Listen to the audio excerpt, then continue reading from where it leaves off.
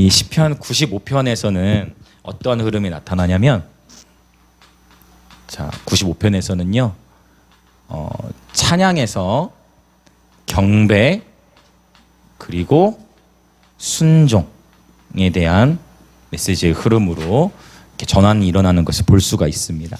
그래서 1절부터 7절까지 이제 이 7절 전반부까지가 찬양과 경배에 대한 이야기를 다루는데, 먼저 95편 우리 1절과 2절을 보면 1절에서는 즐거이 즐거이라는 단어를 1절 2절에서 즐거이 즐거이라는 단어를 반복하는 것을 볼 수가 있습니다. 그래서 하나님께 노래를 부르되 즐거이 외치며 즐거이 그를 노래하자라고 표현하고 있습니다. 네, 바로 지금 기쁨과 즐거움은 이렇게 유의어라고 할 수가 있죠. 우리가 하박국 선지자 하박국 3장에 보면은 유명한 그 하박국의 기도가 나와요.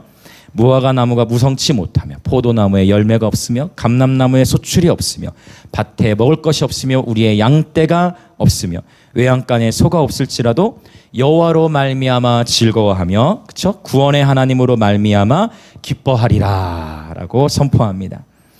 그러니까 지금 즐거이 외치자라고 시편 95편도 선포하고 있고 하박국도 즐거워하리로다라고 표현하고 있는데, 하박국이 선포하는 것은 자신의 삶의 환경에 기뻐할 일이 많아서 기뻐하는 것이 아니고, 내 삶 속에 비록 여전히 궁핍함이 있고 여러 해결의 문제가 있지만 여호와 하나님으로 말미암아 기뻐하겠다고 결단한 것입니다.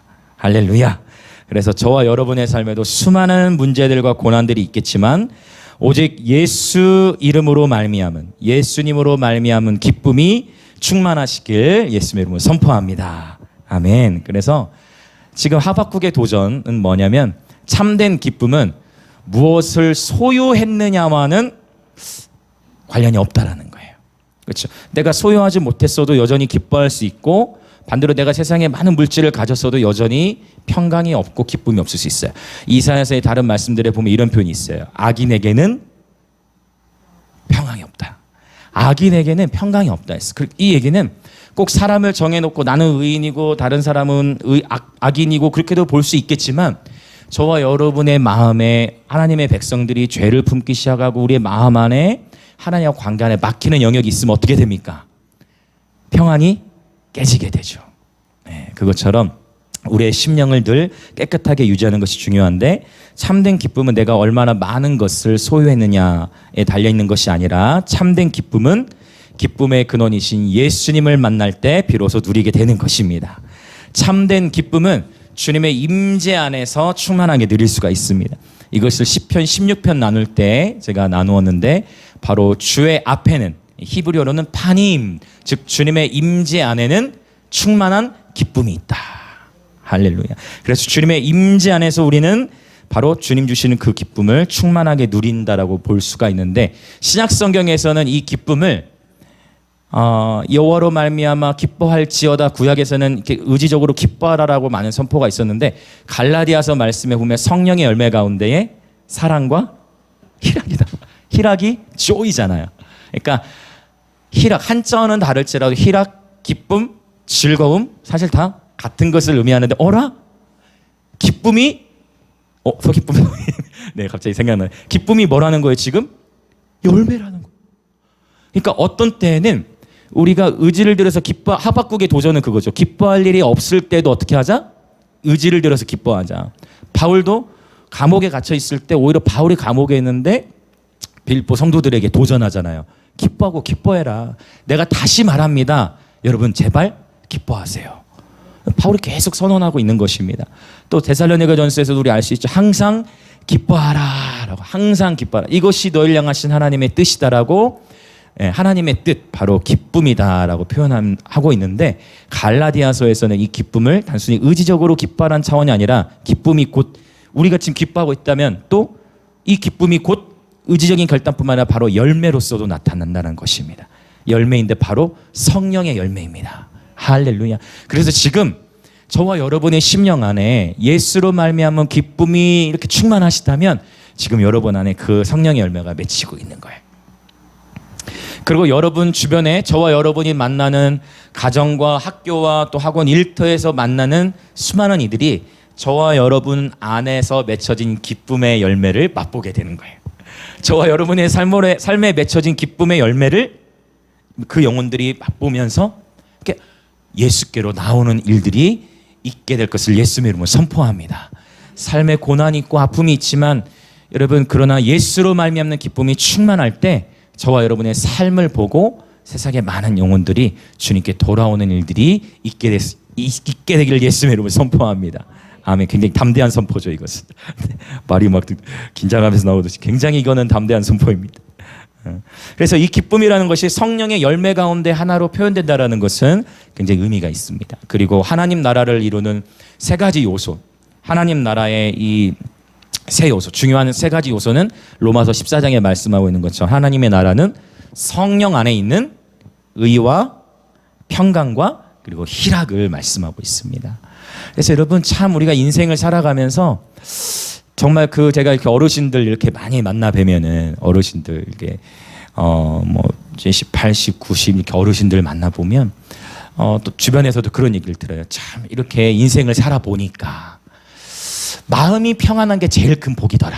이런 얘기를 그 예수님 믿는 사람만 얘기하는 게 아니고 어떤 의미인지 아마 아실 거예요. 예수님 믿지 않는 분들도 인생을 살아봤더니 마음 평안한 게 그게 제일이더라. 이런 말씀하시는 어른들을 만나게 되죠. 그렇죠. 마음에 평안한 것, 우리 마음이 기쁘다라는 것, 여러분 이것이 곧 복이고 진짜 예수 안에서 행복이에요. 여러분 정말 오늘 또 그 주님 안에서 기쁨이 충만하시길 여러분 소망합니다. 여러분 우리의 마음, 저와 여러분의 마음에 이 하나님이 주시는 기쁨으로 충만하시길 정말 다시 한번 축복합니다. 주님께서 말씀하셨어요. 세상이 너희에게 주는 이 평안과 내가 너희에게 주는 이 평안은 다르다라고 주님 말씀하셨어요. 예전에 그런 찬양이 있으니 세상이 알 수도 없는 세상은 그렇죠. 평안하려고 애쓰고, 그렇죠. 평안하려고 애쓰고 평안하기 위해서 열심히 일하고 하는데 결국 예수 그리스도를 만나지 못한 인생은 계속해서 쫓기는 삶을 살게 됩니다. 근데 우리는 이미 영원한 세계에 대한 지각이 있고 신랑이신 예수 그리스도와 다시 만난다는 사모하기에 저와 여러분에게 여전히 많은 궁핍과 어려움이 있다 할지라도 예수로 말미암아 우리가 기뻐할 수 있는 줄 믿습니다. 아멘. 그리고 저와 여러분 마음 안에 혹 내가 기쁨을 잃어버리진 않았는지, 어떠한 예배도 어떤 매너리즘에 빠지지 않았는지 이런 것들 마음을 점검하시면서 여러분 늘 기쁨의 열매로 충만하시길 예수님의 이름으로 축복합니다. 아멘. 그래서 열매로 볼 수 있다라는 것은 이 기쁨이라는 것이 하나님과의 올바른 관계를 갖고 있을 때, 그렇죠. 열매라는 것은 뭔가 심은 거잖아요. 열매라는 것은 어떤 나무가 자란 거잖아요. 그렇죠. 그것처럼 바로 하나님과의 올바른 관계로 말미암아 나타나는 열매 중에 하나가 바로 기쁨인 것입니다. 그래서 부지런히 저와 여러분이 하나님과의 관계를 잘 쌓아 나가시기를 정말 예수님으로 축원드립니다. 할렐루야. 또 우리 유명한 말씀, 기쁨 하면은 떠오르는 구약성의 유명한 말씀 있죠? 잠언 17장 22절. 자, 아주 유명한 말씀이에요. 마음의 즐거움은 기억하십니까? 심령의 즐거움, 마음의 즐거움은 이걸 good medicine이랬어요. 메디슨이 뭐예요? 메디슨. 약이에요, 약 처방. 네, 약 처방을 말하는 거예요. 그래서 자, 한번 따라 우리 선포해 봅시다. 마음의 즐거움은 양약이다. 아멘. 네. 심령의 근심은 뼈를 상하게 한다고 했어요. 네. 그래서 육체가 먼저 아프고 무너져서 심령이 힘들어질 수도 있지만 심령의 근심으로 인해서 육체가 상할 수도 있어요. 그래서 이게 좀 케이스 바이 케이스지만 어쨌든 심령의 근심이 계속 그걸 빨리 해결하지 않으면 그 심령의 근심이 뼈를 상하게 한다라는 것입니다. 그래서 무릇 지킬 만한 것 중에 더욱 저와 여러분의 마음을 지켜야만 하는 것입니다. 네, 잠언은 하나님의 지혜로 가득 차 있죠. 그래서 반대의 처방을 하나님 주신 게 처방, 메디슨, 약을 주신 거예요. 그 뭐냐? 마음의 즐거움을 갖는 거예요. 네, 그러고 봤더니 이 즐거움을 시편 95편 본문을 얘기하면서 제가 즐거움에 대해 얘기했는데 시편 95편은 지금 분명히 찬양에 대해서 지금 먼저 선언하고 있는데 즐거이 외치자, 즐거이 그를 노래하자. 여러분 주님을 찬양할 때에 우리 안에 끊어져 있던 기쁨이 솟아나기 시작합니다. 할렐루야. 주님을 찬양할 때 저와 여러분 심령 안에서 기쁨이 솟아나게 됩니다. 아멘 아멘. 그렇죠. 그래서 슬픔 대신에 희락을 여러분 정말 기뻐하기만 해도 병의 질병이 떠나가는 줄 믿습니다. 할렐루야. 믿음대로 될지어다. 믿음대로 될지어다. 기뻐하면요 엔돌핀이 돌잖아요. 과학적으로도. 여러분 웃음 치료 아시죠? 웃음 치료. 예수님 믿지 않는 사람들도 웃으면 복이 온다고 하고, 맞죠? 예수님 믿지 않는 사람들도 웃으면 복이 온다고 막 그러고, 많이 웃으라고, 건강에 좋다고 이렇게 표현들을 하는데, 이것은 사실 지극히 성경적이라는 것입니다. 잠언 17장 22절. 자, 한번 따라해 볼까요? 마음의 즐거움은 양약이다.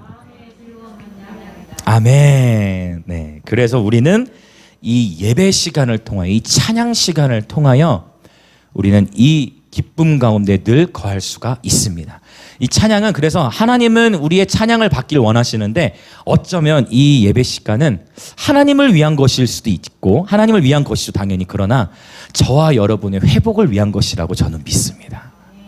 주님은 이 예배를 통해서 우리 가운데 기쁨으로 충만케 하신 줄 믿습니다. 자, 즐거이 그를 노래하자. 자, 3절 읽어볼까요? 시작. 여호와는 크신 하나님이시요 모든 신들보다 크신 왕이시기 때문이로다. 아멘. 여호와는 또, 자, 1절 2절에서는 즐거이를 반복했는데 3절에서는 크신 하나님이시요 크신 왕이시기 때문이다. 우리 하나님이 이렇게 크시기 때문에 우리는 즐거이 구원의 반석을 노래하자. 제가 나중에 이 구원의 반석이라는 표현이 이 95편에 등장하는 이유를 나중에 더 설명을 드리도록 할게요. 우리 지난주에 시편 93편에서 높이 계신 여호와의 능력에 대해 나눌 때, 여러분 그 홍해 바다가 갈라질 때 물벽의 높이가 몇 미터 됐다고 했죠? 1500m라고 했어요. 약 1500m. 홍해를 하나님이 가르셔서 땅이 보일 정도로 갈랐는데 물벽이 얼마나 됐다고요? 물벽의 높이가 1500m. 할렐루야. 주일에 우리 사모님 간증해 주셨는데, 여러분 우리 주님은 크신 분이십니다. 우리 하나님은 크신 왕이십니다. 우리가 상상할 수 없이 높이 계신 하나님이십니다. 그런데 그 하나님께 우리가 즐거이 예배드릴 수 있다는 것이 얼마나 큰 특권이겠습니까? 그래서 여호와는 크신 하나님이시기 때문에 너희는 즐거이 예배할지어다 라고 선언하고 있는 것입니다. 자, 우리 4절과 5절도 같이 읽어보겠습니다. 시작. 땅의 깊은 곳이 그의 손 안에 있으며 산들의 높은 곳도 그의 것이로다. 바다도 그의 것이라. 그가 만드셨고 육지도 그의 손이 지으셨도다. 할렐루야. 아주 오래된 주일학교 찬양 중에 이런 찬양 있죠. 내 하나님은 크고 힘있고 능히 있어 못할 일 전혀 없네. 따단. 내 하나님은 크고 힘있고 능히 있어 못할 일 전혀 없네. 따단. 저 산들도 주의 것, 골짜기도 주의 것, 별들도 주의 솜씨. 다 까먹었네. 일도 있었는데. 내 하나님은 크고 힘있고 능히 있어 못할 일 전혀 없네. 따단. 아멘. 이런 놀라운 찬양이 있었는데, 여러분 땅의 깊은 곳이 그의 손 안에 있으며 산들의 높은 곳도 다 주님의 것이라고 선포하고 있습니다. 성경의 또 다른 곳에서는 이런 표현도 해요. 하늘은 나의 보좌요 땅은 나의 발등상이니. 자, 여러분 이 말씀을 묵상해 보셨습니까? 하늘은 나의 보좌요. 자, 여러분 상상해 보세요. 보좌는 의자잖아요. 왕들이 앉는 의자. 자, 상상해 보세요. 여러분이 지금 앉은 의자에서 상상해 보세요. 주님께서 이 의자에 앉으셨다고 상상해 보세요. 하늘을 의자로 삼아서 앉으신 거야. 그 발등상이 뭡니까? 발등상이 뭐예요? 발등상은요, 발판이에요. 왕들이 발을 이렇게 받치고 있는 거예요. 통치의 보좌에. 이게 발등상이에요. 예전에 이런 거 상상하시면 돼요. 여러분 구두 닦을 때 구두 이렇게 딱 발판 위에 딱 올려요. 그게 발등상입니다. 발등상. 그러니까 하늘의 주의 보좌, 주님이 앉아 계시는데 하늘과 땅은 닿을 수가 없이 먼데 하늘이 주님의 보좌, 주님의 의자, 통치 의자고 땅이 주님의 발등상. 할렐루야. 물론 이것은 비유적인 표현이지만 그 정도로 우리 주님은 광대하신 분이십니다. 사람의 지각으로 그분이 얼마나 크신지를 사실은 이해는 불가능해요. 우리가 아무리 말로 최대한 표현한다 할지라도 우리가 다 표현할 수 없는 한계가 있어요. 여러분 이 우주가 지금도 계속 커지고 있는 거 아시죠? 우주는 지금도 커지고, 우주는 팽창한다고 하죠, 과학적으로. 지금도 우주는요 계속 팽창해요. 우주는 계속 팽창하고 있어요. 우리 주님은 너무나 크신 분이십니다. 할렐루야. 네, 이 모든 걸 다 지으셔서 하늘이 주의 보좌요 땅이 주님의 발등상이다라고, 참 이거는 이 놀라운 계시입니다. 할렐루야. 여러분도, 우리 신지사님도 시를 쓰고 계시는데, 여러분도 작사가가 되셔서 여러분 하나님 앞에 마음껏 정말 다양한 고백을 올려드리셨으면 좋겠고, 그래서 여러분들 계속 시를 쓰시면 저도 그걸 또 참고해가지고 노래를 만들 때 여러분 참 우리 하나님, 우리 주님을 이게 언어로 이렇게 다 표현이 참 어려운 것 같아요. 언어로도 다 표현할 수 없는, 그렇죠? 그래서 여러분만의 할 수 있는 최선을 다해 기도하시면 정말 주님께 사랑을 표현하시고, 우리 주님이 얼마나 크시고 높으시고 위대하시며 경이로우시고 감미로우시고 섬세하시고 아름다우신지 여러분만의 언어로 더 많이 표현하시길 축복합니다. 네, 그리고 글로도 좀 표현해 주셨으면 좋겠어요. 그래서 그거를 좀 이렇게 잘 해가지고 저도 곡을 쓸 때 더 참고하도록. 여러분 정말 우리 할 수 있는 최선을 다해 이 표현한다 하더라도 그분의 사랑을 언어로 다 표현할 수 없을 것입니다. 주님께서 하늘에 앉으실 때 땅은 주님의 발판이라는 것입니다. 우리 주님은 이렇게 크신 하나님이십니다. 특히 이 말씀을 보자면 우리가 지난주에 시편 93편을 나누었을 때에 고대 사람들은 바다에 대한 두려움이 있다고 했어요.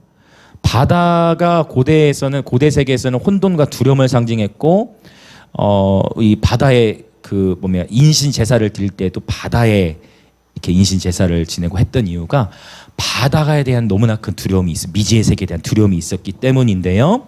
오늘 이 본문 말씀을 통해 보자면 그러한 미지의 바다마저도 당연히 주님의 것이라는 겁니다. 할렐루야. 그렇다면 바다 안에 있는 모든 생물들도 당연히 주님의 것입니다. 여러분 꽃게도 주님의 것입니다.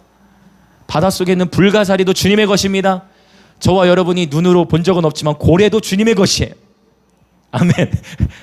고래 본 적 없죠, 여러분? 고래 보신 분 없죠? 수족관, 돌고래는 우리가 봤죠. 돌고래는 저도 봤습니다. 여러분, 꽃게든 불가사리든 고래든 바닷속에 우리가 아직 한 번도 육의 눈으로 보지 못했던 그 모든 생물들이, 우리는 이제 잡아 먹죠. 이제 요리된 것들을 보긴 하지만 여러분 그 모든 생물들이 다 주님의 것이에요. 모든 온 천지 만물이 다 주님의 것인 줄 믿습니다. 우리가 마지막 에밀이 인도했던 찬양처럼 모든 만물이 주께로부터 온 것입니다. 그래서 자꾸만 저는 그래, 우리가 예배가 언제 깊어지냐면 이렇게 나를 위한 찬양과 어떤 회복을 위한 찬양에만 머무는 것이 아니라 자꾸만 주님이 얼마나 크신 분인지, 이렇게 주님의 아름다움을 찬양하고, 그렇죠?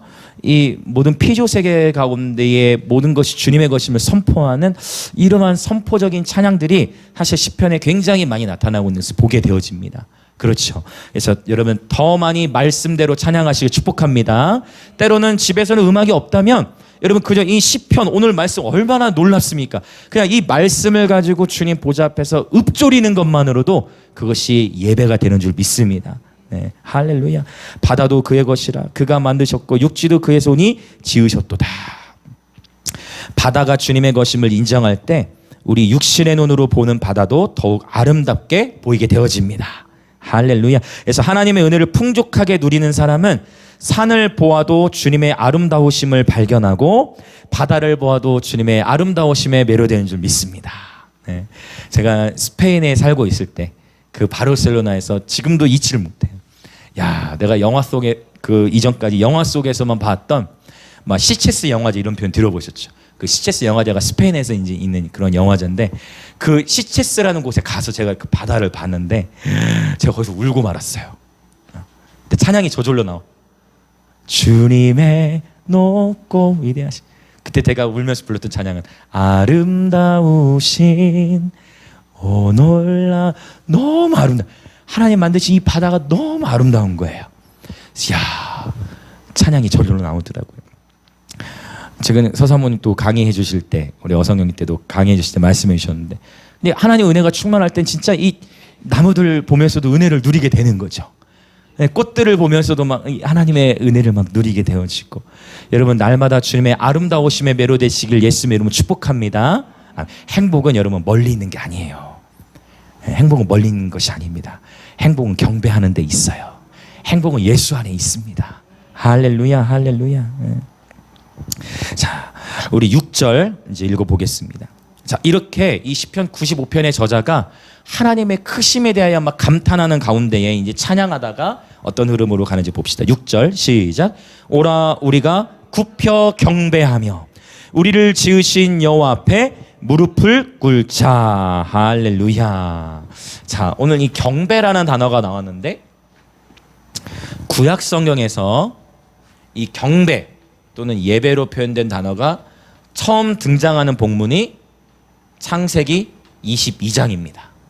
어느 본문이냐? 바로 아브라함이 독자 이삭을 하나님께 바치러 갈 때, 근데 그 산이 모리아 산으로 하나님 가라고 하셨는데 그 모리아 산이 어디라고 했어요?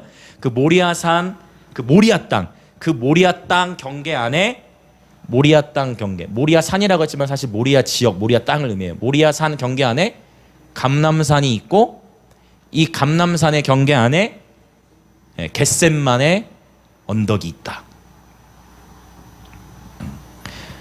다 같은 곳을 의미해요. 그렇죠? 예수님께서 십자가를 지시기 전 그렇게 땀이 핏방울에 들어 기도하셨던 그 장소, 바로 창세기 22장. 예수님이 이 땅에 오시기 전 BC 1500년, 예수님이 이 땅에 오시기 1500년 전에 이미 예수님께서 예언적으로 이삭을 제물로 바치도록. 그런데 여러분, 이삭의 이름의 뜻이 무엇일까요? 웃음이에요, 여러분. 기쁨. 그렇죠? 이삭의 이름의 뜻이 기쁨이에요.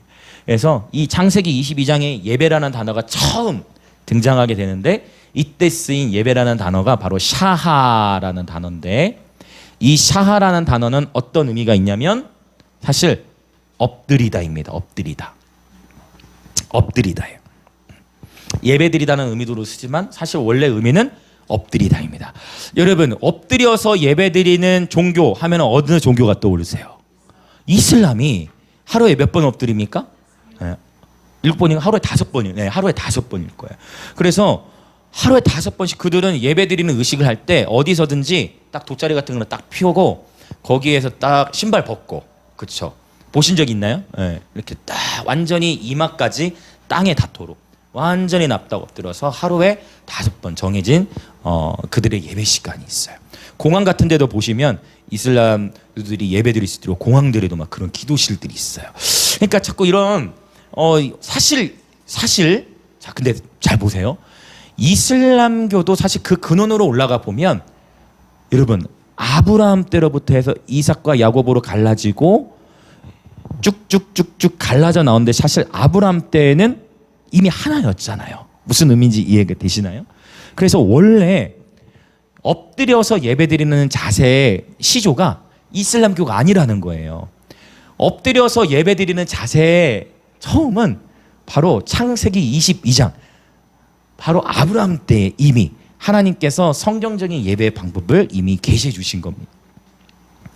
그래서 이 찬양의 방법 중에 제가 히브리어로 나타난 7가지 말씀드렸는데, 이 샤하라는 단어는 찬양이라는 단어가 아니라 경배라는 단어에서 쓰였다라는 거예요. 구약 성경으로. 자, 샤하, 어떤 의미? 바로 엎드리다. 그런데 오늘날 우리가 기독교 예배 현장 가운데에, 우리가 주일 예배 가운데에 그래도 감사하게 이런 메시지를 계속하는 가운데에 이미 감사하게도 우리 하나님 예배라든지 이렇게 엎드려서 경배드리신 분들이 있음으로 인해 하나님께 더욱 감사를 드립니다. 이것이 특히 성경적인 예배 표현이라는 것입니다. 근데 일반적으로 우리 기독교 예배 가운데 여러분 엎드려서 저 보세요. 다 이제 대부분 의자에 앉아서 예배드리거나 뭐 이렇게 박수치며 예배를 하고 있는데, 갑자기 누군가가 여러분 옆에 계신 믿음의 동역자가 갑자기 어느 성도가 갑자기 엎드린다. 그러면 대부분의 사람들 어떻게 생각하겠어요? 어떻게 생각해요? 여러분, 일반적으로 교회에서 엎드려서 예배드리는 거 보신 적 있으세요? 네. 보기가 참 드물죠, 그렇죠? 오늘 사람을 더 의식하게 되고. 그런데 여러분, 엎드려서 예배드리는 것은 지극히 성경적인 경배의 표현이에요. 할렐루야. 여러분 집에서도 해보세요. 엎드려서 주님의 경배드립니다. 우리가 찬양 가운데는 고백하죠. 엎드려 절하세. 엎드려. 참 여러분, 우리가 어떻게 장례식장 가가지고 죽은 사람, 당연히 여러분 절 안 하시겠지만 장례식장 가서 그렇게 이미 그 죽은 사람은 그 영혼이 거기에 없음에도 불구하고 세상의 사람들은 절을 하는데, 그렇죠, 하나님 이 엎드려 절한다는 것은 순복하는 의미가 있거든요. 그렇죠? 순복하는 의미, 경외하는 의미, 존중하는 의미가 있는데, 여러분 하나님 앞에서 자주 엎드리시길 예수님으로 축복합니다. 그냥 우리 입술로만이 아니라 여러분 엎드림의 행위는 여러분 놀라운 경배의 행위인 것입니다. 그 실제로 여러분이 엎드려서 경배하실 때 그 경배 가운데 여호와의 선하심을 경험하게 될 줄 믿습니다. 왜냐하면 보세요, 하나님은 영이시니 예배하는 자가 영과 진리로 예배하라 했죠. 하나님의 말씀 속에 엎드려 경배했잖아요. 그리고 엎드려 경배하자 선언하고 있잖아요. 그냥 단순하게 경배하는 거예요. 할렐루야. 엎드려서 경배는 놀라운 경배한 방식입니다. 그리고 또 굽혀 경배하며 우리를 지으신 여호와 앞에 어떻게 하자? 무릎을 꿇자라고 나왔어요. 여기 무릎을 꿇다라는 단어는 아주 유명한 단어죠. 바라크. 사실 이제 송축하다, 축복하다라는 의미가 있는데 또 무릎을 꿇다라는 의미도 있습니다.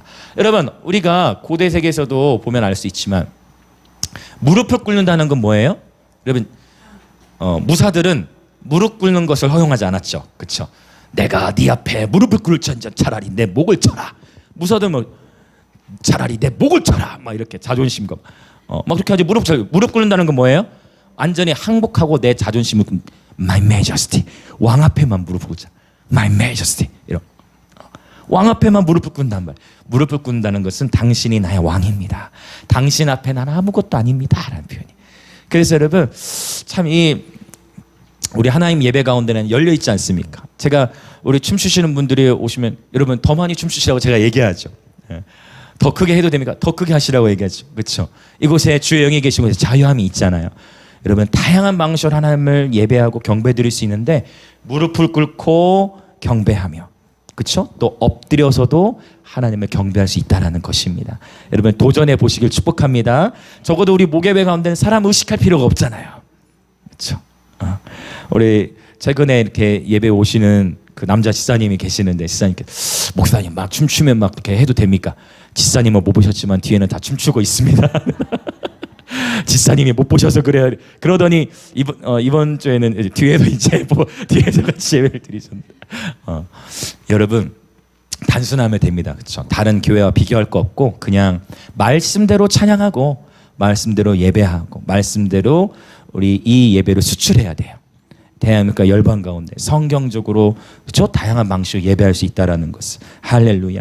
자, 6절 다시 한번 선포해 볼까? 6절 다시 한번 시작. 오라 우리가 굽혀 경배하며 우리를 지으신 여호와 앞에 무릎을 꿇자. 할렐루야. 이슬람에게만 빼앗겼던 이 근본적인 하나님의 말씀 속에 나타난 이 엎드려 경배하는 예배 문화가 이 땅 가운데 더 풀어질 것을 예수님의 이름으로 선포합니다. 저와 여러분이 그렇게 예배하도록 하나님 우리를 선두주자로 다시 부르신 것입니다. 만물이 회복되는 가운데에 이러한 경배의 모습의 회복이 들어간다고 저는 믿습니다. 예배가 회복돼야 된다는 것은 성경적인 예배가 정말 회복돼야 되는 것인 줄 믿습니다. 아멘, 아멘. 자, 이렇게 경배하자라고 도전하면서 7절 우리 전반부를 같이 읽어보도록 하겠습니다. 7절 전반부 시작. 그는 우리의 하나님이시요 우리는 그가 기르시는 백성이며 그의 손이 돌보시는 양이기 때문이라 라고 말씀하고 있어요. 자, 1절부터 5절까지는 창조주 하나님을 강조하고 있다면 6절까지는 7절에서는 지금 목자이신 하나님을 강조하고 있는 거예요. 그러니까 우리 신앙생활이, 저는 여러분 우리 신앙생활이라는 것이 참 재밌고 유익한 것은 그냥 하나님이 아까 보세요 얼마나 경이롭습니까? 하늘이 보좌고 땅이 발등상 이렇게 크신 분인데 그분은 섬세하게 저와 여러분을 돌보는 또한 목자가 되신다는 거예요. 그러니까 이게 너무 재밌는 거예요. 신앙생활이 얼마나 기쁩니까? 그 창조주 하나님이 정말 그렇게 높으신 분이 우리의 목자가 되신다는 겁니다. 할렐루야. 하나님께서는 저와 여러분을 친밀하게 돌보고 계십니다. 자, 주변에 계신 분들이 인사합시다. 하나님께서 당신을 친밀하게 돌보고 계십니다. 아멘. 할렐루야. 네. 양은 시력이 좋지 못하다고 했습니다. 양은 시력이 좋지 못해요. 양마다 조금 다르지만 약 30cm에서 1m 앞까지밖에 못 봐요. 그 양의 시력이 좋지를 못해. 그래서 양이 시력이 좋지 못하기 때문에 양에게 필요한 두 존재가 있어요. 먼저 누가 필요하냐면 같은 양들이 필요해. 같은 양. 왜냐하면 자기 스스로 잘 못 보니까 그래서 양들을 보시면 어떻게 양들 붙어 다니는 거야. 그래서 붙어 다니는 거예요. 서로 붙어 다니며 점검하는 거야. 서로 붙어 다니면서 이렇게 서로 붙어 다니면서 서로 붙어 다녀야 돼. 왜? 시력이 좋지 못해. 떨어지면 안 돼. 같이 양들이 붙어. 예언적 의미가 있겠죠. 양들이 붙어 다녀야 돼. 그래서 소리를 들으면서 멀리 못 보니까 양들이 붙어 다니면서 같이 떼를 지어 다니는 거예요. 그리고 또 양에게 필요한 것이 또 뭐예요? 양떼와 함께 목자가 필요해요. 왜냐하면 자기도 이렇게 붙어 다니려고 최선을 다하지만 그러도 자기도 모르게 이렇게 떨어질 수 있을 거 아니에요. 시력이 너무 안 좋으니까. 근데 그런 가운데에 유대 광야는 낭떠러지가 많아. 낭떠러지. 가시덤불도 있고. 시력이 안 좋으니까 낭떠러지 잘 보겠어요? 못 보겠어요? 못 보지. 이미 봤을 때는 떨어지니까. 낭떠러지 가려고 하면 이제 누가? 목자가 양을 치는 막대기로 양을 떨어지지 않도록 목자가 그거를 보호해 주는 거예요. 할렐루야. 이 놀라운 예언적 의미가 있는 거예요.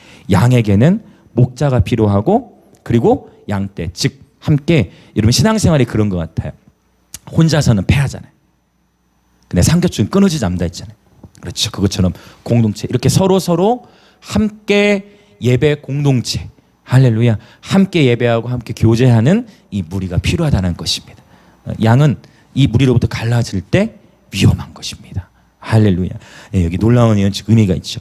그래서 그는 우리 하나님이시요 우리는 그가 기르시는 백성이며 그의 손이, 할렐루야, 창조주 그 놀라운 경이로우신 주님의 손이 저와 여러분을 돌보고 계십니다.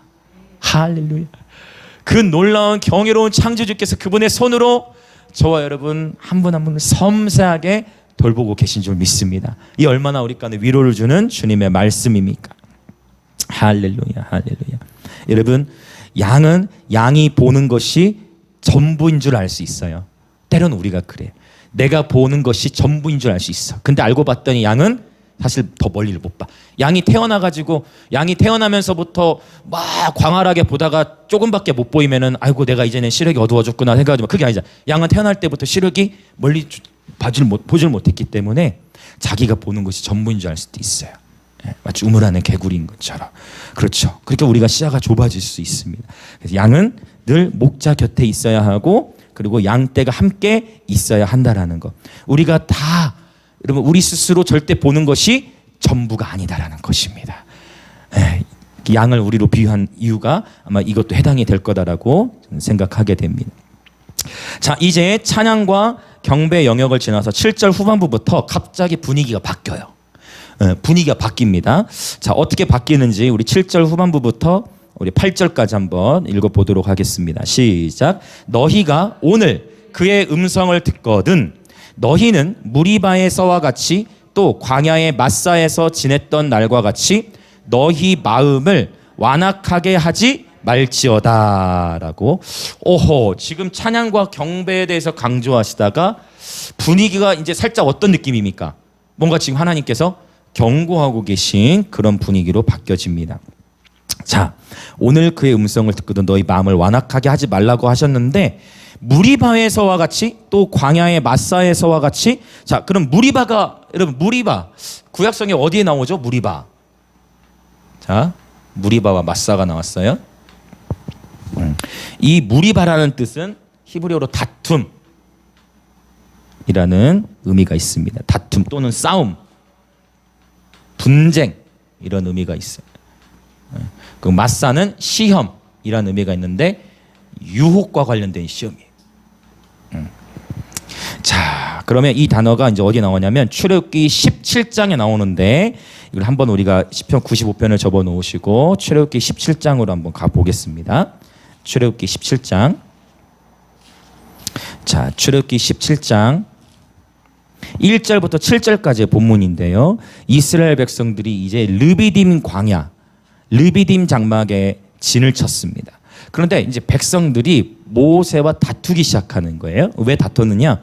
르비딤이라는 곳에 장막을 쳤는데 거기에서 뭐가 없느냐? 물이 없는 거죠. 물. 목이 마르다. 그래서 백성들이 목이 말라서 물을 찾으니까 그러면서 모세에게 대하여 원망하고 있는 가운데에 이제 모세가 하나님 앞에 부르짖어 기도합니다. 자, 그러면 이제 우리는 6절을 읽어봅시다. 17장 6절 같이 읽습니다. 시작.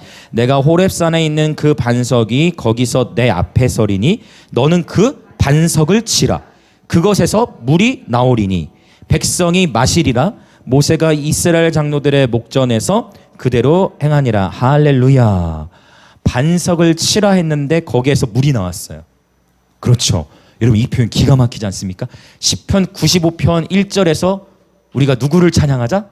구원의 반석. 구원의 반석을 찬양하다 했죠? 여러분, 고린도전서 10장 4절에 보면 이런 말씀이 있어요. 고린도전서 10장 4절, 다 같은 신령한 음료를 마셨으니 이는 그들을 따르는 신령한 반석으로부터 마셨음에 그 반석은 곧 그리스도시라. 할렐루야.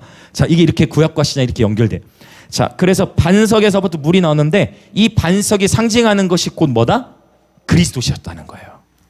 그리고 시편 95편은 뭐라고 선포해요? 구원의 반석을 향하여 즐거이 외치자. 할렐루야. 이 구원의 반석이 곧 예수 그리스도를 예표하는 것입니다. 놀라운 것이죠. 반석에서부터 물이 나왔네. 오, 우리 예수님은 어떤 분이십니까? 요한복음 4장. 내가 주는 물을 마시는 자는 영원히 목마르지 아니하리니 내가 주는 물은 그 속에서 영생하도록 솟아나는 샘물이 되리라. 바로 주님의 생명, 주님의 성령의 생수를 의미하는 것입니다. 아멘, 아멘. 할렐루야. 이건 육적인 물을 의미하는 것이 아니라 영적인 의미의 생명을 의미하는 것입니다. 자, 이렇게 반석을 쳤단 말이에요. 거기서 물이 남았습니다. 그리고 7절, 출애굽기 17장 7절 읽습니다. 시작. 그가 그곳 이름을 마사 또는 무리바라 불렀으니 이는 이스라엘 자손이 다투었으며 또는 그들이 여호와를 시험하여 이르기를 여호와께서 우리 중에 계신가 안 계신가 하였음이더라. 이건 지금 충격적인 그런 상황이에요. 하나님께서 이스라엘 백성에게 구름 기둥과 불 기둥으로 지금 광야를 인도하셨단 말이에요. 그 전에 애굽 땅 종되었던 데서 430년의 시간 동안 종로로 탄 데서 하나님이 해방시키셨고, 홍해를 가르시고 물벽만 1500m 높이를 쌓으시고 불기둥과 구름기둥으로 동행하시고 보호하시고 지키시고, 그러면서도 주님께서 만나와 메추라기를 통해서 끊임없이 먹이시고 공급하시고, 그들의 발이 40년 동안 광야에서 부르트지 아니하도록, 그렇죠, 그들의 발이 부르트지 않았다 했어요. 그들을 지키시고 보호하셨던 그 하나님에 대하여 이스라엘 백성들이 잊어버리고 충격적인 고백이에요. 여호와께서 안 계시나? 지금 하나님 안 계시나? 이런 고백이 나요. 근데 이것을 우리가 보면서 야, 이스라엘 사람들은 참 바보 같다 할 수도 있겠지만 어쩌면 저와 여러분의 인생 속에서 이러한 모습이 나타나진 않았는지 하나님 오늘 점검케 하시는 것입니다. 저와 여러분의 삶에 하나님 수많은 기적들과 하나님 살아계심을 나타내고 계시는데 우리가 어느 순간 하나님을 향해 하나님 안 계시는 것 같다 라고 여기진 않았는지 오늘 이 시편 95편과 이 반석에 대한 이야기를 통해 저와 여러분의 마음을 다시 말씀 앞에 비추임을 받고 점검하는 시간이 되기를 원합니다. 여호와께서 계신가 안 계신가? No. 하나님은 계속 우리와 함께 하십니다. 세상이 끝날 때까지 우리를 떠나지 않으신다 말씀하셨어요.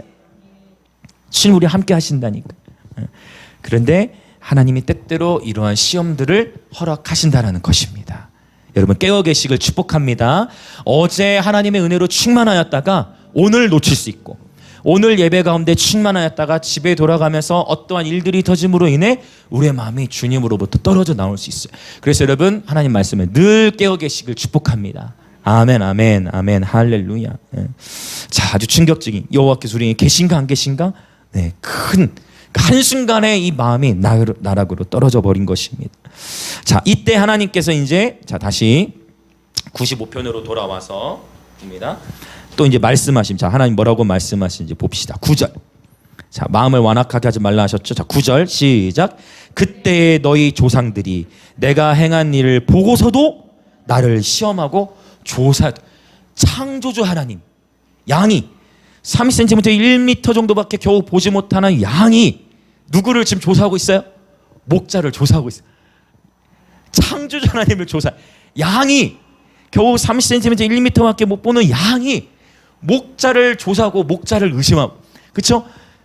창조주 하나님을 의심하고 있는, 조사하고 있는 하나님이, 그래서 뭐라고 표현하 10절에 보면 10절에 이 하나님 어떤 표현을 하시냐. 10절 이제 읽어봅시다. 시작. 내가 40년 동안 그 세대로 말미암아 근심하여 이르기를 그들은 마음이 미혹된 백성이라 내 길을 알지 못한다 하였도다. 하나님이 지금 근심하시는 것이 이방 민족 때문에 근심하시는 게 아니고 40년 동안 그 세대로 말미암아 근심하셨다. 하나님이 예수님 믿지 않는 이방 민족 때문에 근심하시는 게 아니라 하나님이 언제 더 마음이 아프시냐면 하나님의 백성, 하나님의 자녀들이 미혹됐을 때, 하나님의 자녀들의 마음이 완악해졌을 때 하나님 아버지께서는 근심하십니다. 40년 동안 그 세대로 말미암아 근심하였다라고 하나님 말씀하셨어요. 그들이, 내가 그들에게 이렇게 축복하였고 내가 그들을 이렇게 인도하였는데 그들은 내 길을 여전히 알지 못하는구나 라고 하나님께서 탄식하고 계십니다. 자, 이제 11절 보고 이제 우리 또 기도할 준비하겠습니다. 11절 읽을까요? 시작. 그러므로 내가 노하여 맹세하기를 그들은 내 안식에 들어오지 못하리라 하였도다. 네. 여기 여러분 사실 10절에서 마음이 미혹된 백성이라 했을 때 여기 미혹이라는 단어는 히브리어로 타라는 단어를 쓰는데 이 미혹이라는 말은 방황하다라는 의미예요. 방황하다, 유리하다 이런 표현 아시죠? 유리하다, 방황하다. 그래서 갈 바를 알지 못하고 이렇게 우왕좌왕하게 되는 거예요. 이도저도 아니고 어떻게 해야 될지를 모르겠고, 그렇죠? 이러한 상황에 놓인 것을 의미합니다. 미혹의 단어 타라는 단어에. 그래서 양이 목자를 잃거나 양떼로부터 떨어져 나갔을 때 발생하는 상황이 딱 정확히 이 타, 히브리어 타의 상황이에요. 근데 그것을 우리 개정 성경에서는 미혹된 백성이다라고 표현하고 있으면 굉장히 묵상해 볼 필요가 있는 말씀이죠. 이제 오늘 이 메시지를 이제 마무리하면서 이제 우리의 도전은 무엇이냐면요. 문제는 이거예요. 자, 7절 앞부분까지 찬양과 경배의 분위기 너무 좋아요. 그런데 이제 우리의 실은 결국 뭐냐면 예배는 너무 좋아요. 경배 좋아요. 그런데 결국 이제 이 경배가 무엇으로 연결되느냐면 경배하는 삶이 순종하는 삶, 하나님 말씀에 순종하는 삶이 돼야 되는데 이 순종이라는 것이 쉬울 수도 있고 어려울 수도 있다는 거예요. 하나님의 말씀에 순종하는 것은 쉬울 수도 있고 어려울 수도 있습니다. 그러면 여러분 언제 하나님 말씀에 순종하는 게 잘 됩니까? 어떤 상황 속에 순종하는 게 잘 될까요? 응? 내 마음이 부드러울 때 좋습니다. 네, 마음이 완악하지 말라고 했죠. 맞아요. 부드러울 때. 네, 또 쉬운 하나님 말씀을 주셨을 때, 네, 이 순종이라는 것이 이제 우리의 관건인 이거예요. 이제 경고가 왔단 말이에요. 오늘 본문을 통해서 보자면 하나님께서 우리에게 도전하시는 것은 앞부분의 찬양과 경배인데 여러분 계속해서 경배의 마음을 개발하는 것입니다. 굉장히 중요한 포인트예요. 한번 따라해 보실까요? 경배의 마음을 개발하자. 아멘. 경배의 마음을 개발하는 게 중요해요. 자, 지금 왜 이 말씀을 이제 제가 시편 95편의 찬양, 경배, 이 경배인데 경배라는 것은 우리가 동일한 예배 시간 안에 있어도 경배의 모양은 취하지만, 즉 경건의 모양은 취하지만 경배가 안 이루어질 수도 있어요. 어떤 의미 이해되십니까? 인도자의 고백엔 경배를 외치고 우리 모든 이 자리에 있는 분들이 다 경배합니다는 고백은 하지만 경배의 마음이 계속해서 개발돼야 돼요. 그래서 경배의 영역에서 계속 깊이 머물고 더 깊이 경배할수록 그러면서 경배 가운데에 주님과의 인카운터가 일어나야 됩니다. 경배 가운데 하나님의 임재를 계속 누려야 돼요. 표현해 주신 것처럼 우리의 마음이 늘 부드러운 상태가 유지돼야 돼요. 그래서 여러분 어려운 일이 생기면 마음이 딱딱해지잖아요. 그래서 찬양하는 거예요. 그래서 경배보다 뭐가 먼저다? 찬양이 먼저다 했어요. 경배보다 찬양이 먼저예요. 먼저 마음 밭이 기경이 돼야 돼요. 호세아서 분명히 말씀하셨어. 따라해 봅시다. 유다가 밭을 간다.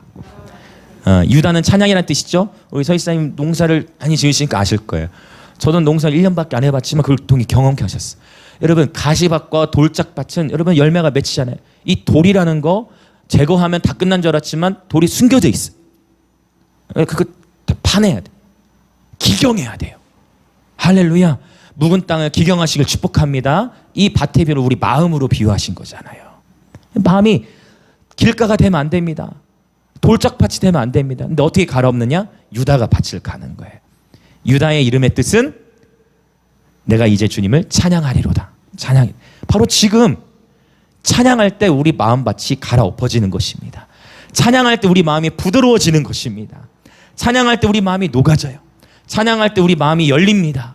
찬양할 때 우리의 길가와 같은 마음들이 깨지는 것입니다. 찬양할 때 돌들이 깨어집니다. 찬양할 때 가시들이 재해집니다. 할렐루야. 그래서 마음이 열린 상태에서 이 경배로 쭉 들어가게 되는 것인데요. 우리가 여러분 이제 요한복음 4장에 보면 그 본문을 찾아보진 않겠지만 요한복음 4장에 보면 흥미로운 패턴을 발견해요. 요한복음 4장 오늘 본문과 이제 연결이 되는데, 자, 구원의 반석으로부터 물을 마신다 있죠. 요한복음 4장 예수님께서 사마리아 그 우물가에서 여인을 만나십니다. 그 여인에게 물 좀 달라 하죠. 아이러니하죠. 물 좀 달라 해요. 그러면서 예수님이 여인과 대화 속에서 아까 전에 제가 잠깐 선포한 요한복음 4장 14절 내가 주는 물을 마시는 자 영원히 목마르지 아니한다. 생수에 대해서 표현하죠. 생수에 대해서 표현하시고 이 여인에게 무엇을 가르치십니까? 우리 한국말로 예배로 기록됐지만 사실은 경배의 원문으로 보면 경배를 가르치시는 거예요. 그리고 무엇으로 이어지느냐? 여기 이 이후에 경배에 대해 가르치시고 예수님께서 나의 양식은 아버지의 뜻을 행하는 것이다라고 순종에 대해서 가르치세요.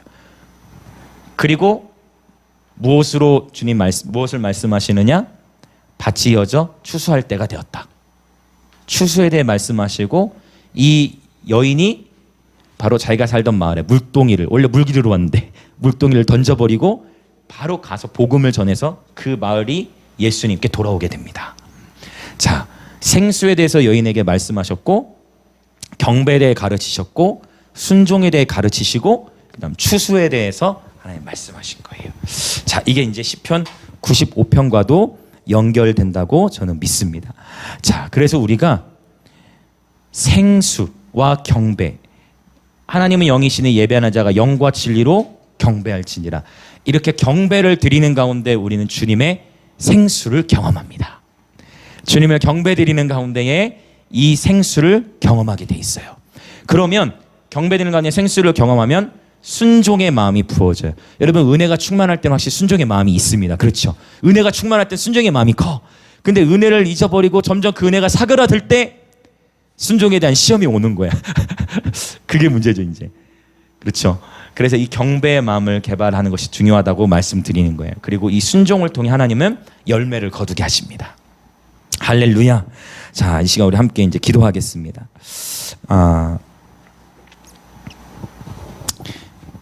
생수에 대한 표현이 오늘 바로 시편 95편에서는 구원의 반석, 바로 그 구원의 반석으로부터 생수가 솟아나죠. 할렐루야.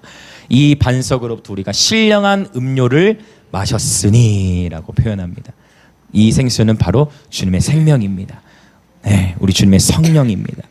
그래서 여러분 저와 여러분이 먼저 오늘 시편 95편을 통해 보자면 우리 하나님은 위대한 창조주이시고 그 하늘을 보좌로 삼고 이 땅을 발판 삼으시는 그 주님, 그 위대하신 창조주께서 저와 여러분 한 사람 한 사람을 그분의 손으로 섬세하게 돌보고 계십니다. 저와 여러분의 인생을 주관하고 계십니다. 할렐루야. 그래서 이 양떼로부터, 양들은 서로 붙어 있다 했잖아요. 양떼로부터 떨어지지 않고, 양은 그래서 요한복음 10장에서 그러잖아요. 내 양은 내 음성을 듣나니 라고 말씀하시듯이 여러분 주님 앞에 경배를 드리는 가운데에 반드시 주님은 저와 여러분에게 말씀하기 시작하세요. 순전한 마음으로 우리의 마음이 주님을 경배하는 가운데에 내적 음성이든 아니면 감동이든 아니면 말씀을 떠올려 주시든 주님은 다양한 방식으로 저와 여러분에게 말씀하기 시작하십니다. 주님을 경배하는 가운데에 주님께서 말씀하시고 우리는 들으면서 순종할 수 있는 힘이 주어지게 됩니다. 제가 이런 표현을 종종 썼던 게 기억납니다. 순종하는 차원으로 살아가는 게 아니라 순종이 되어지는 삶이 되게 하소서. 그러니까 억지로 순종하는 그런 차원 말고 어렵다, 하나님 말씀대로 살아 어렵다, 이게 아니라, 그래서 제가 처음에 그 표현한 거예요. 순종이란 것은 쉬울 수도 있고 어려울 수도 있어요. 근데 여러분 축복합니다. 순종이 쉬워지시길 축복합니다. 어떤 이 순종에 대한 영역은 사실 우리가 다 알 수 없어요. 나와 하나님 단둘의 관계 안에서 발생해요. 우리가 서로의 마음을 다 알 수 없잖아요. 그러나 여러분 다 아실 거예요. 하나님과 나와 그 은밀한, 하나님과 나만이 알고 있는, 하나님과 나만의 어떠한 그 비밀의 스토리 안에서 하나님께서 양심으로 말씀하시든 음성으로 주시든, 여러분 그 하나님의 말씀에 그냥 그 기쁨으로 순종이 되어지시길 정말 예수님으로 축복합니다. 그래서 그 순종이 되어지는 삶이 되려면 경배를 통해 그분의 생수로 충만해져야 됩니다. 영원히 마르지 아니하는 생명이 바로 주님은 이곳에 넣어주셨고, 이 생명수가 넘쳐 흘러나시길 축복합니다. 아멘. 주님을 경배하는 마음을 계속 개발하십시오. 자, 이 시간 함께 우리 기도합시다. 주님, 어떠한 상황에서도 우리의 구원의 반석이 되시는 예수님께 즐거이 외치며 감사함으로 경배드리는 예배자 되게 하소서. 주님의 위대하심과 주님의 그 목자처럼 돌보시는 섬세하심을 깨달아 진정 우리의 마음의 중심으로부터 우리 주님께 사랑을 고백하며 경배드리는 주님의 연인이 되게 하소서. 주님, 이 시간도 우리의 마음 안에 경배의 마음이 개발되기를 원합니다. 경배의 마음이 계속 개발되어져서 우리의 마음이 더욱 부드러워지고, 우리의 마음이 부드러워져서 새영 새 마음을 부어주시는 가운데에 순종이 되어지는 삶이 되어질지어다. 하나님 말씀에 대한 순종이 억지로 힘겹게가 아니라 순종이 기쁨이요, 예수님이 말씀하셨던 주님 하나님 아버지의 뜻에 순종하는 것이 나의 양식이라 말씀하셨듯 주님 앞에 순종하는 것이 우리의 삶의 기쁨이 되도록 성령님 이 시간 기름 부어 주시옵소서. 그렇게 주여 외치며 동성으로 기도합시다. 주여, 할렐루야, 오 할렐루야, 할렐루야. 아버지, 우리는 다 그릇 행하여 각기 제 길로만 가려고 하는 양입니다. 그런데 하나님 아버지, 우리가 양으로서 우리가 시력이 좋질 못합니다. 우리는 멀리 보질 못하는데 우리는 때때로 내가 보는 것이 전부인 줄로 착각할 때가 많습니다. 왜냐? 내가 보여지는 그것의 한계가 크기 때문입니다. 그러나 내가 보는 것에 한계가 있다라는 것조차도 양들은 쉽게 깨닫지 못합니다. 주님 나를 기르시는 목자이시오, 나는 주님께서 기르시는 양이온데 주님, 내가 다 알지 못함을 인정합니다. 주님, 내가 다 보지 못하고 있음을 인정합니다. 주님, 그리하여 나의 마음과 생각, 나의 경험, 나의 어떤 선지식, 그 모든 것들이 이 시간 경배의 마음 가운데에 이 시간 우리 주님께 엎드리고 우리 주님께 우리의 마음을 굴복시킵니다. 우리의 모든 자아와 우리의 모든 자존심과 우리의 모든 생각과 마음, 우리의 모든 모난 마음과 우리의 모든 상처난 마음과 가시투성인 우리의 마음, 돌로 가득 찬 우리의 마음, 길가와 같이 단단한 마음, 돌처럼 무거운 마음, 이생의 자랑, 근심, 걱정, 염려로 무거운 우리의 마음, 주님 끊임없이 가시로 가득 찬 상처와 또 찌르는 가시로 가득한 우리의 모든 마음을 아버지, 우리는 다 그릇 행하여 각기 제 길로 가는 양들입니다. 주여, 우리들을 이 시간 회복시켜 주시고 유다가 밭을 갈고 기경한다 말씀하신 것 같이 오늘 우리의 마음이 겸손히 주님 앞에 서서 주님의 자비를 구하오니 주님 겸손케 하시고 오 주님 우리의 마음이 부드럽게 하시며 성령께서 우리의 마음을 일궈주셔서 끊임없이 우리의 마음에 경배의 마음이 개발되게 하시고 끊임없이 우리의 마음에 경배의 마음이 개발되어져서 오직 주님만을 따르는 예배자들 되게 하여 주시옵소서. 하나님, 이것이 나의 모습이요 이것이 우리의 모습이요 우리는 다 그릇 행하여 각기 제 길로 가는 그러한 양입니다. 주님, 나의 한계를 인정합니다. 나의 연약함을 인정합니다. 나의 우둔함을 인정합니다. 주님, 그러나 우리가 이 시간도 기뻐할 수 있는 것은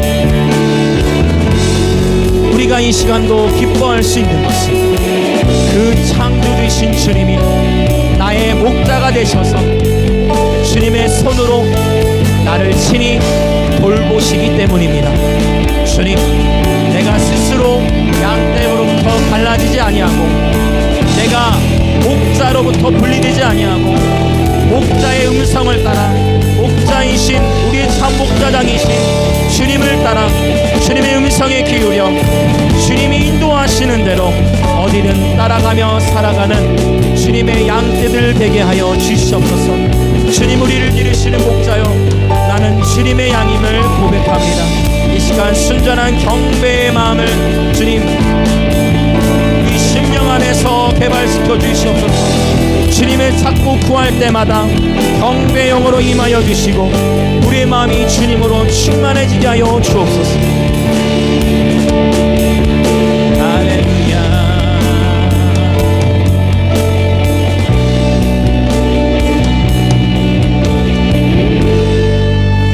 여호와께서 40년이라는 시간 동안 이스라엘의 바로 그 한 세대로 말미암아 근심하셨다고 말씀하셨어요. 이거는 충격입니다. 430년이라는 시간 종되었던 곳에서 해방이 되어졌으면 그곳으로 인해 하나님께서도 분명 처음에 기쁘셨을 건데, 그러나 노예의 신분은 벗어버렸지만 오히려 하나님을 향해 원망하며 나아갔던 2주면 통과할 수 있었던 여정을 40년이라는 시간 동안 뺑뺑이했던 저는 오늘 이 시간 이곳에 계신 저를 포함하여 이곳에 계신 모든 분들이 어느 누구도 죄와 상처로 인하여 부르심의 발목이 잡히지 않기를 원합니다.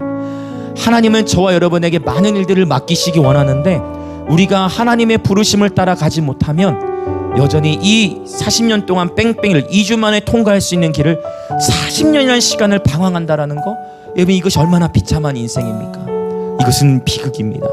여러분 아무도, 정말 저와 여러분 아무도 이러한 비극을 아무도 경험하지 않으시기를 정말 저를 포함하여 예수님의 이름으로 축복합니다. 그래서 우리가 이 시간 기도할 때 주님께서 이 세대를 어떻게 보고 계실지, 마지막 시대라고 얘기하는 이 세대, 주님께서 이 세대를 어떻게 보고 계실지 우리가 주님 앞에 주님의 자비와 긍휼을 구하시면서 하나님 이 세대를 살려 주시옵소서. 하나님 우리의 시대, 우리의 세대를 살려 주시옵소서. 하나님 이 도시를 살려 주시옵소서. 하나님 이 도시를 긍휼히 여겨 주시옵소서. 하나님 이 도시가 주님만을 왕으로 인정하는 도시로서 깨어나게 하여 주시옵소서. 하나님 이 도시 위에 경배의 영을 부어 주시옵소서. 하나님 두렵고 떨리는 마음으로, 여러분 지난주에 말했지만 코로나를 두려워할 것이 아니라 하나님과 멀어지는 것을 두려워해야 되는 것입니다. 하나님이 하나님의 백성들로 인하여 근심하셨던 이 말씀을 통해 하나님 우리가 두렵고 떨리는 마음으로 하나님 정말 하나님과 멀어지는 것을 우리가 두려워하게 하시고 하나님 이 세대를 긍휼히 여겨 주시옵소서. 이 세대를 가운데 주님의 자비와 긍휼을 베풀어 주시옵소서. 그렇게 우리 주님의 자비와 긍휼을 호소하시면서 이 땅을 축복하며 기도합시다. 주여,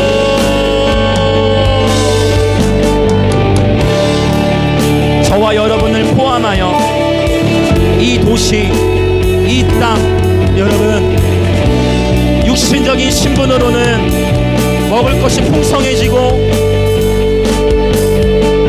노예의 신분으로부터 해방되고 하나님께서 구름 기둥 불 기둥으로 보호하시고 동행하시고 지키시고 만나와 메추라기로 먹이시고 공급하시며 그들의 발이 부르트지 않도록 그들의 신발이 40년 동안 헤어지지 아니하였다였습니다. 하나님은 우리를 먹이시고 입히시고 보호하시고 지키시고 동행하시고 보호하시는데, 하나님이 바로 그렇게 보호하시고 지키시고 먹이시고 입히셨던 바로 그 1세대를 통하여 그들로 인하여 마음이 근심하셨다라는 것을 오늘 우리가 두렵고 떨리는 마음으로 저와 여러분의 삶에 풍족하고 우리의 삶에 자유가 있지만 저와 여러분으로 인하여 하나님을 근심케 하진 않았는데, 오늘 이 시간 우리의 마음을 하나님께 부어드리며 저와 여러분을 포함하여 하나님 이 세대를 긍휼히 여겨 주시옵소서. 이 세대를 본받지 않고 오직 마음을 새롭게 함으로 변화를 받아 하나님이 허용하시는 뜻의 차원이 아니라 하나님의 선하시고 기뻐하시고 온전하신 뜻이 무엇인지를 바르게 깨달아 알 수 있도록 성령여 이 시간 새 영 새 마음을 부으시고 우리의 마음을 가난케 하시고 우리의 마음을 부드럽게 하시며 우리의 마음을 겸손케 하시고 주님 이 땅을 긍휼히 여겨 주시옵소서. 마지막 시대라고는 얘기하나 마지막 시대인 것처럼 살지 아니하는 우리의 모습을 용서하여 주옵소서. 주님은 끊임없이 코로나의 전염병으로 재앙을 내리시고 기근으로 재앙을 내리시고 칼과 같은 전쟁으로 재앙을 내리시고 사나운 짐승 포악한 지도자를 통하여 재앙을 내리시는데, 그럼에도 불구하고 깨어나지 못하는 나의 마음, 우리의 마음, 이 세대의 마음을 주여 긍휼히 여기소서. 온 세계 가운데 덮인 코로나를 통해서도 주님께 나오기보다 여전히 만몬에 묶이고 여전히 이 생의 자랑과 안목의 정욕과 육신의 정욕에 묶여지는 우리의 마음이 깨어나게 하소서. 그리스도의 신부들이여 깨어날지어다. 그리스도의 신부들이여